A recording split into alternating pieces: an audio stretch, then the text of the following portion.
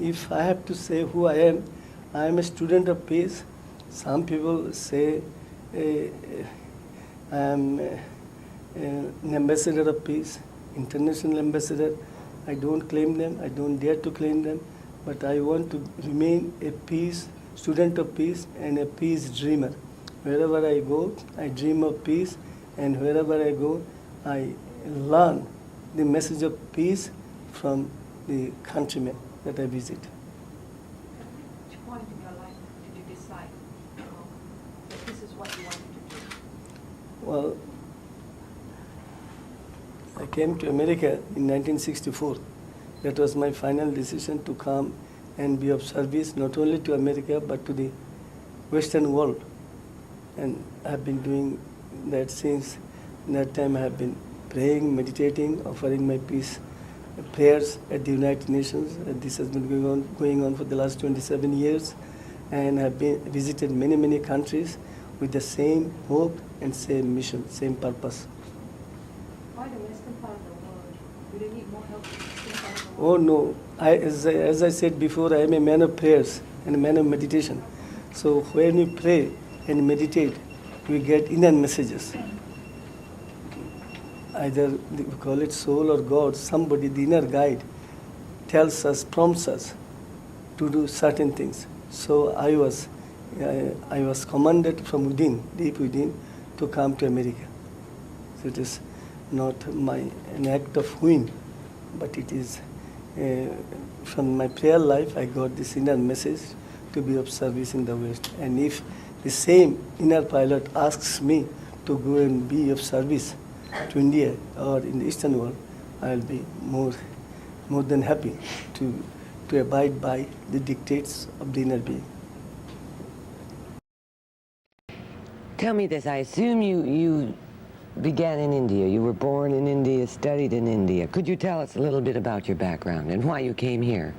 I came here because I was commanded by my inner pilot. Therefore, I came here to serve him in the aspiring West. And I was brought up in a spiritual community. I stayed there for 20 years. At the age of 12, I started practicing spirituality. Many people would like to know, and this is a Western question, although not mine, but I feel free to ask it, my inner pilot, I guess. Why would you leave India? Why do many other spiritual masters leave India when there is great need and trouble in India? Now, about others, I have no right to say anything. As regards my own spirituality, or as regards my coming over to the West, I could say that in my case, I do not make any choice. I have no freedom of my own. If just today, if my inner pilot commands me to go back to India, I will be the happiest person. And I always listen to the dictates of my inner pilot. For me, there is no such thing as America or India or Europe or Africa. This world belongs to my inner pilot. So today he wants me to be in America in a particular home, and tomorrow he can ask me to be in another home. So I will be always ready to abide by his command. Have another big goal. You've done lifting, music, art, poetry, writing, all of these accomplishments. What's the next goal? My only goal, eternal goal, is to become part and parcel of universal peace. I am a truth seeker. I am a God lover. I would like, my only prayer is to see and feel and become one with universal peace. This is what you need badly. What the world peace. needs. What the world needs is peace, nothing else. Okay. So my prayer, my meditation, they all revolve around peace. Well, now I know, because it was written up in the newspapers here, that you presented a collection of your books to Mayor Beam. And the book stood 7 feet tall, which must have been very interesting next to our revered mayor. But I'd like to know how, with the meditating you do, teaching, how much time do you allot for all these writings that you do? I'm the first person to disbelieve all this, but I am a mere instrument of my inner pilot. If one surrenders one's will to the inner pilot, there is no such thing as impossibility. So it is the inner pilot that does everything in and through me, and I try to become a perfect instrument of his.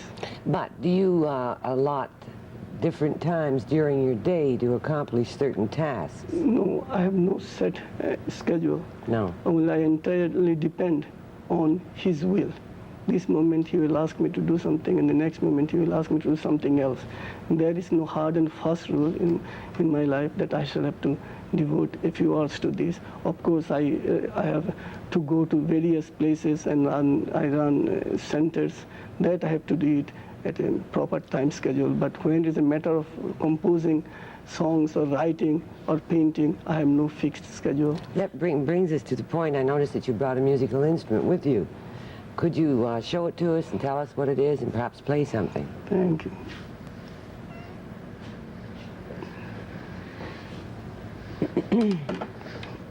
What do you call this instrument? We call it Esrar. Esrar, it is an Indian instrument. And is this used in your services? This is one of the instruments that I use, if you are there.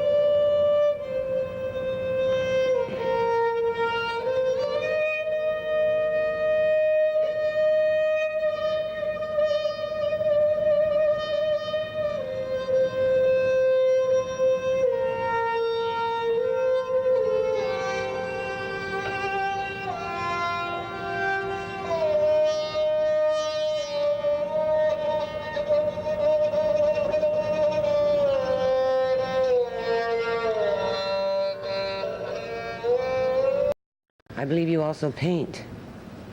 Yes, I do. And what sorts of paintings do you like to do? Mostly I do abstract paintings. Did you study art? I've never studied art. Again, I have surrendered my will to the will of the Supreme. I just try to become a humble instrument of his. There are over 125 Sri Chinmoy centers around the world. What goes on in them? What happens in the centers? My students all over the world, wherever there are centers, they pray and meditate, and they read my writings. And also, as you know, I've composed thousands of songs. They listen to the music, and they are also, some of them are accomplished musicians and singers, so they sing. This is prayer life. We pray, and then we meditate. We read my books, and also they read books written by others, spiritual books. This is what we... There's going to be more poems that you'll write, more paintings that you'll paint, more music that you'll play, and obviously a lot more running and weightlifting and lifting people. You've lifted over 1,000 of them already, so the achievements will go on for your entire life, which is why I think sometimes they refer to you as the global man. But explain what that concept means briefly. Briefly, what do we mean when we say the global man? I have a reason for asking.